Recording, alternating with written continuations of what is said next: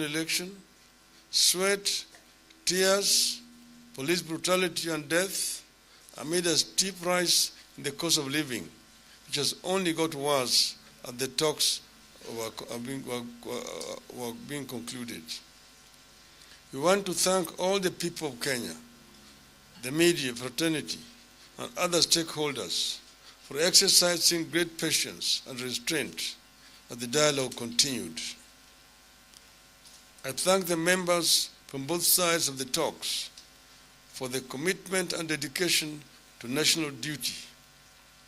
After the initial tension and mistrust, which was expected, the parties gelled and worked well together.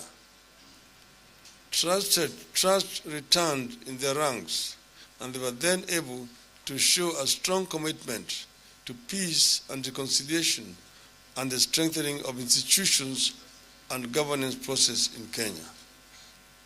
The document the team has come up with is ultimately imperfect and unfinished, but it is a good beginning.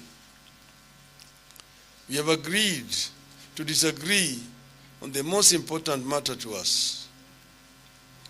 We made what we believed were reasonable proposals on how to address the rising cost of living. But the government side flatly refused, terming it their exclusive business and further arguing that they got the mandate of Kenyans to execute their Kenya Kwanza economic agenda.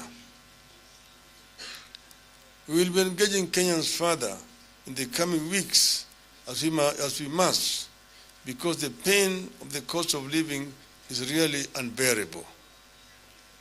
In the coming weeks, the majority of Kenyans will be carrying the burden of increased school fees besides the many crises in the education sector. Be that as it may, we have come this far because of a commitment to constructive engagement and positive energy and sacrifice for the sake of our beloved country, Kenya. Our team was able to get positive results on a number of the issues that we had set out in our demands.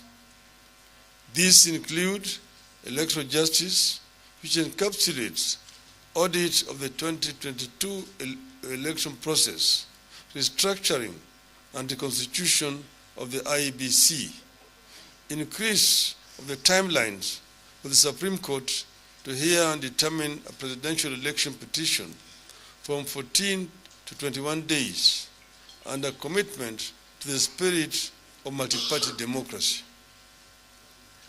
We were also able to agree on the transfer of all devolved functions and the requisite resources to the county governments, in addition to amending the constitution to provide for the equitable share of the county governments to not less than 20% of all revenue collected by the national government from the current 15%, and the establishment of the World Development Fund.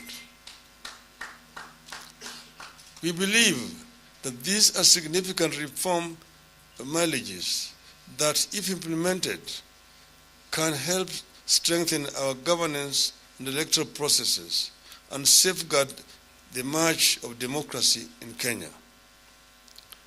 Azimio, however, remains deeply disappointed that the committee was not able to agree on the one fundamental issue on which Kenyans are united across the political divide. The two teams were unable to agree on the need and the means to reduce the cost of living. This is why we have described the document the committee presented as imperfect and unfinished. It was not for lack of trying on our part that the committee was unable to agree on the issue of cost of living. Kenyans will recall that at the beginning of the talks, the Kenya Kwanza administration was adamant that cost of living would never be taken to the discussion table, let alone being discussed. The Kenya Kwanza had insisted that the only issues it was ready to discuss were the reconstitution of the IEBC, implementation of the two-thirds gender rule, entrenchment of Constituency Development Fund, establishment and entrenchment of the office of the Leader of the Opposition, and the embedment of the office of Prime Cabinet Secretary. Through persistence and insistence, we forced cost of living onto the table. We had hoped that as the talks progressed, while life got harder for Kenyans, Kenya Kwanza leaders could have the empathy, soften their hearts, and agree to lessen the burden their policies had imposed on Kenyans. Our delegation pushed for the complete overhaul of the Finance Act 2023, which had come with harsh taxation measures and made and continue to make life unbearable to an overwhelming majority of Kenyans. At no expense to the government, we deployed our team of economists to recommend to the administration measures which, if adopted, would immediately bring the cost of living down. We asked the government to reduce travel budgets by 50%. We also called on the government to reduce the daily subsistence allowances for state and public officers by 30%. We further asked the government to reduce the road maintenance levy and the anti-adulteration levy by 5 shillings and 3 shillings per litre, respectively. Our team further asked the government to reduce VAT on fuel from 16% to 8%. We called on the government to scrap the housing levy, or at least make it voluntary. Unfortunately, Kenya Kwanza would not budge. Apparently, as the regime's economic policies hardened life for Kenyans, so did the regime harden its heart. We realized that without the goodwill of the top echelons of the Kenya Kwanza leadership, cost of living was never going to be addressed. They told our team that the cost of living was a government issue, that they have a manifesto and the mandate of the people of Kenya to implement it. This is the hustlers, the Juakali, the Mamamboga, and the Boda Boda. Our team realized that the whole issue of cost of living is extremely sensitive in the Kenya Kwanza circles because it is a gravy train on which many corrupt interests have converged. Cost of living cannot come down because the key people in the government are eating from it. That is why cabinet secretaries and other Kenya Kwanza shareholders recently fought over oil in the high seas. We got to understand that the housing levy, which even the courts have now found to be unconstitutional, cannot be scrapped because it is a gravy train. It is from this levy that the Kenya Kwanza hopes to build a campaign war chest for the next election. They forget that they may not get there. We realized that Kenya Kwanza cannot touch cost of living because it anchors the massive corruption that has returned to the country. We made it clear that we completely disagree with the government on the matter of cost of living.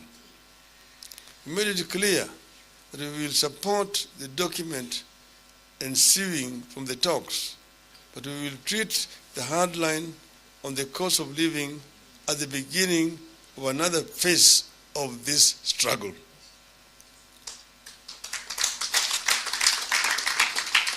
We will seek other ways to press the government to listen to the cries of the people and bring down the cost of living. The other ways will include, but will not be limited to, consultations with the people. At all times, we will retain the right to call on the people to take steps that we deem necessary to force the government to lower the cost of living. We also support the document with the proviso that certain aspects must be approved by the people by way of a referendum. To create the office of the leader of opposition or to formalize the office of the Prime Cabinet Secretary, the people of Kenya have to have their say by way of a referendum. Besides, it is a constitutional requirement that such significant restructuring of government must go through a referendum to avoid the mischief that may be played by some people going to court. It is also our stand that this country cannot continue moving forward by being undecided. We have to agree whether we want a parliamentary, presidential system or a hybrid system. Thank you. End of the statement.